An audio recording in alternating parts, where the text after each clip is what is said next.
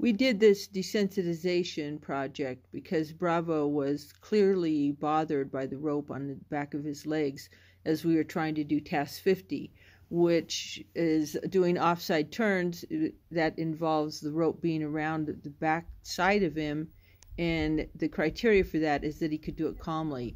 He could do it well enough, but it wasn't really calmly. So since we were going to have to put on the harness and it was going to have a britching on it, we decided to go ahead and do this process and film it. So yeah, once the rope was on him, we start going into the continuous feeding to associate the feel of the rope with food. That's just kind of normal practice with us. Whenever we're introducing something new that might be a little bit scary, is just associated with a very pleasant experience.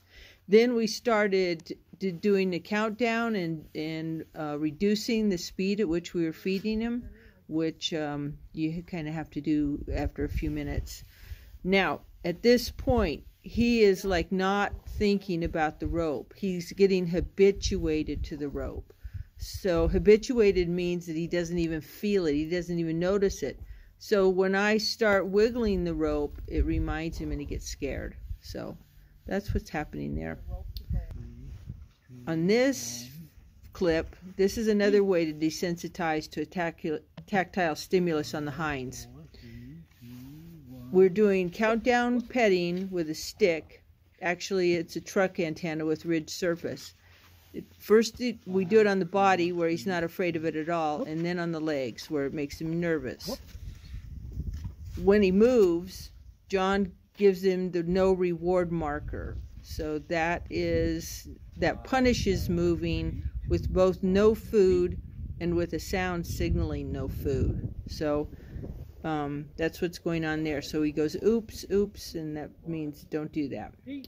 A lot of times when you're doing something like this, you can have a stimulus go down the tail and gradually put enough pressure on it to touch the legs behind the tail, because they don't really mind touching the tail, and they get kind of used to touching the tail, and then that's no big deal. And then when their legs are actually touched, that can really help them.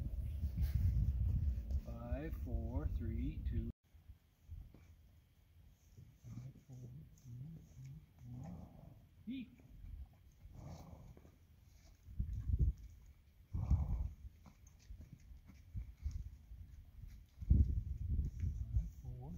2, 1. Eat.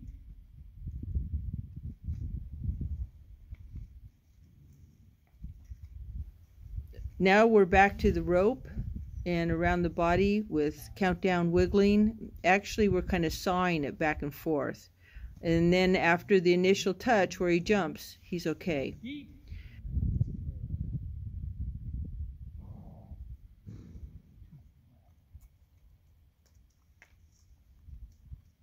5, 4, 3, 2, 1.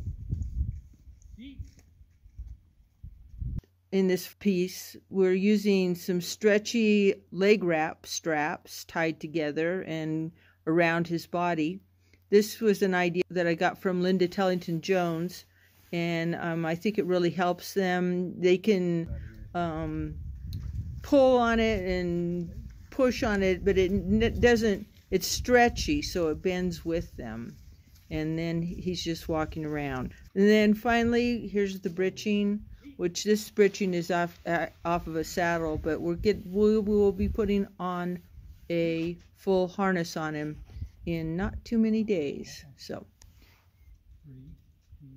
you can find out more about what we do at the Magic Mustang Tamer.